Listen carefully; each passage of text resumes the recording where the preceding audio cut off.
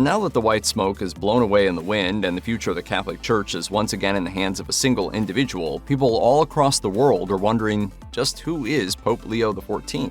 Born in Chicago in 1955, he was ordained as a priest in 1982 in Rome. There, he earned a doctorate in canon law at the Pontifical University of St. Thomas Aquinas. Much of his career was spent in South America, where he served in the Order of St. Augustine in a variety of capacities. He received Peruvian citizenship in 2015. More recently, he served as head of the Dicastery for Bishops, which is a Vatican office that deals with the appointment of bishops on a global scale. While his history is certainly of interest to everyone, many are more interested in what Pope Leo XIV is like as a person. How does he generally carry himself? What are his sensibilities? From the sound of things, he's not necessarily the touchy-feely type. Father Falcone, a priest in the Order of St. Augustine who considers him as a mentor, told the New York Times, he does not have excesses. Blessing babies? Yes. Taking them in his arms? No.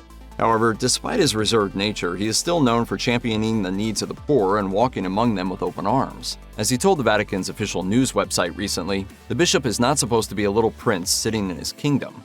Of course, this sentiment very closely mirrors that of his predecessor. Pope Francis, whose papacy lasted for 12 years, will likely be remembered most for his constant focus on helping the needy worldwide.